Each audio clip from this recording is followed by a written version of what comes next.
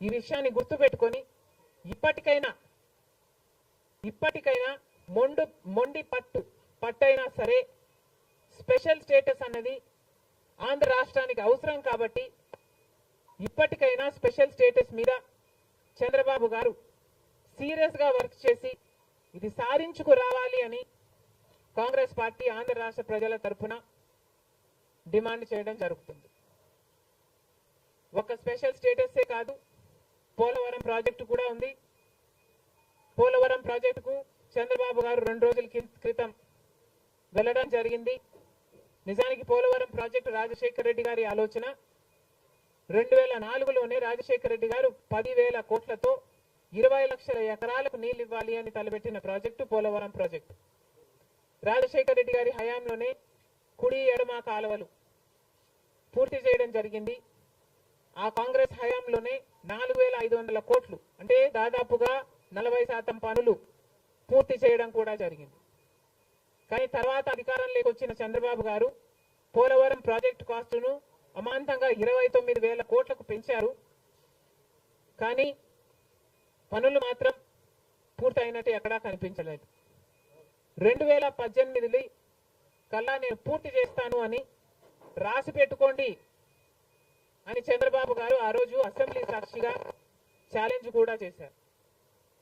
కానీ పోలవరం ప్రాజెక్టు చంద్రబాబు గారి వాళ్ళ సాధ్యం కాలేదు, పూర్తి చేయలేదు.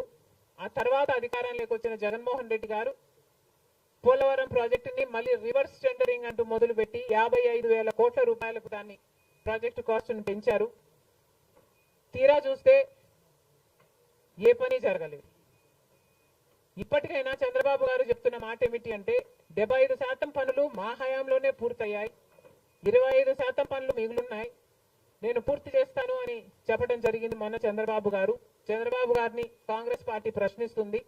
మరి 25% పనులు మాత్రమే మిగులుంటే 4 సంవత్సరాలు పడుతుంది అని మీరు ఎందుకు చెప్పారో చంద్రబాబు గారు సమాధానం చెప్పాలి.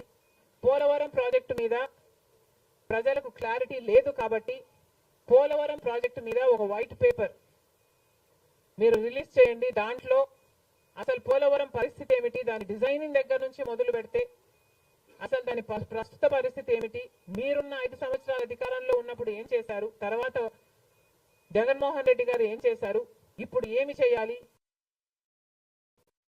ఎగ్జిక్యూషన్ కథ ఏమిటి, అన్నిటి మీద చేస్తుంది. ఇదే కాకుండా రాష్ట్రంలో ఎన్నో సమస్యలు ఉన్నాయి. ఏపీ రీఆర్గనైజేషన్ యాక్ట్ లో మనం తెచ్చుకోవాల్సింది, సాధించుకోవాల్సింది ఎన్నో ఉన్నాయి. అవన్నీ కూడా క్యాపిటల్ సిటీ అయితేనేమి, పోర్ట్లు అయితేనేమి, కడపలో స్టీల్ ఫ్యాక్టరీ అయితేనేమి, వీటన్నిటి మీద చంద్రబాబు గారు పని చేయాల్సి ఉంటుంది. మన రాష్ట్రంలో ఎక్కడా లేని విధంగా 50 లక్షల మంది బిడ్డలు ఉద్యోగాలు లేకుండా ఉన్నారు.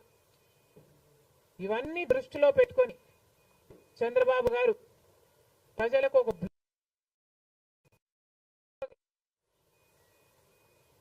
బాగుంటుందని కాంగ్రెస్ పార్టీ భావిస్తుంది. ఇదే కాకుండా చంద్రబాబు గారు సూపర్ 6 ఈ గ్యారంటీలతో చంద్రబాబు గారు ఎన్నికలకు వెళ్లారు.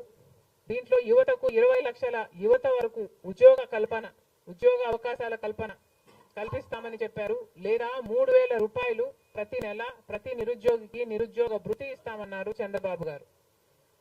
అదే కాకుండా స్కూల్కు వెళ్లే పిల్లలకు ప్రతి విద్యార్థికి 15,000 రూపాయలు సంవత్సరానికి ఇస్తామని చెప్పారు. ప్రతి రైతుకి 20,000 రూపాయలు ఆర్థిక సహాయం ఇస్తామన్నారు. ప్రతి మహిళకు నెలకు 1,500 ఆర్థిక సహాయం, అంటే ప్రతి మహిళకి కూడా ఒక పెన్షన్ లాగా 1,500 ఇస్తామని చంద్రబాబు గారు మాటిచ్చారు.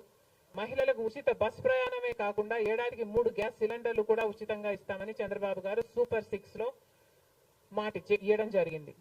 ఇవన్నీ కూడా చంద్రబాబు గారు దీని విధి విధానాలు ఏమిటో, మొదలు పెట్టే తేదీ ఏమిటో వీటి మీద కూడా చంద్రబాబు గారికి స్పష్టత ఇవ్వాల్సిన అవసరం ఉంది. ఇవన్నీ ఎందుకు చెప్తున్నాము అంటే మన రాష్ట్రము మిగతా రాష్ట్రాల్లాగా కాదు. మన రాష్ట్రము చాలా వెనకబడి ఉన్న రాష్ట్రం. వెంటనే పని చేయాల్సిన అవసరం ఉంది కాబట్టి మేము చంద్రబాబు గారిని మన రాష్ట్రము ఒక స్పెషల్ చైల్డ్ కి కావాల్సిన నీడ్స్ మన రాష్ట్రానికి ఉన్నాయి కాబట్టి కనీసం మీరు ఇప్పుడే గెలిచారు, ఆ విషయం మాకు కూడా తెలుసు. కానీ హనీమూన్ పీరియడ్ కూడా మీరు తీసుకునే పరిస్థితి లేదు. వెంటనే పనిలోకి దిగాలి, ఇవన్నీ చెయ్యాలి, మొదలు పెట్టాలి అని కాంగ్రెస్ పార్టీ చంద్రబాబు గారికి సూచిస్తుంది. అంతేకాదు కాంగ్రెస్ పార్టీ తరఫున మేమందరం కూడా ప్రజల పక్షాన నిలబడుతూనే ఉంటాం. ప్రత్యేక హోదా గురించి అయితేనేమి, ఆంధ్ర రాష్ట్ర బిడ్డల భవిష్యత్తు గురించి అయితేనేమి కొట్లాడు వైఫల్యాలను ఎత్తి చూపుతూనే ఉంటాం. ఒక కన్స్ట్రక్టివ్ అపోజిషన్ గా కాంగ్రెస్ పార్టీ నిలుస్తుందని ఆంధ్ర రాష్ట్ర ప్రజలకు మరొకసారి ఏపీపీసీసీ మాటిస్తుంది. Thank you.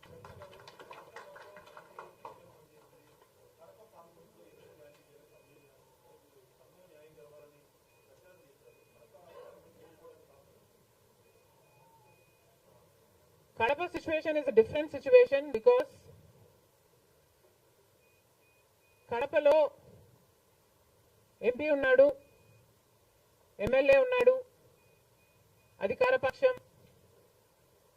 అక్కడున్న ప్రజలు భయభ్రాంతులు గురై బ్రతుకుతున్న ప్రజలు. ప్రభుత్వానికి వ్యతిరేకంగా అంటే యువజన శ్రామిక రైతు పార్టీకి వ్యతిరేకంగా పనిచేస్తే, ఓటేస్తామని తెలిస్తే మాకు వచ్చే స్కీములు పోతాయి, అవి కాకుండా మా మీద కేసులు పెడతారు, దాడులు చేస్తారు అన్న భయం కూడా ప్రజలలో ఉంది. ఓటుకి 3,500 రూపాయల నుంచి ఇవ్వడం జరిగింది. విచ్చలవిడిగా డబ్బులు ఖర్చు పెట్టారు, డబ్బులు పని చేయకపోతే బెదిరించారు, లేకపోతే కేసులు పెడతామని, స్కీములు తీసేస్తామని, ఇలాంటి ఎన్నో ప్రలోభాలకు కడప ప్రజలు గురయ్యారు. ఇవన్నీ కూడా పనిచేశాయి. నేను కడపలో గెలవకపోవడానికి కారణం టైం అనే నేను అనుకుంటున్నాను. బికాస్ నేను కడపలో తిరిగింది కేవలం 14 రోజులు మాత్రమే.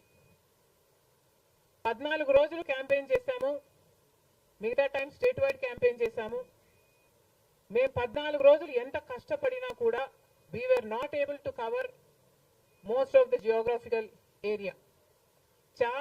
చాలా మటుకు రూరల్ ప్రాంతాలలో కనీసం రాజశేఖర రెడ్డి బిడ్డ పోటీ చేస్తుంది అన్న విషయం కూడా చాలా మందికి తెలియలేదు.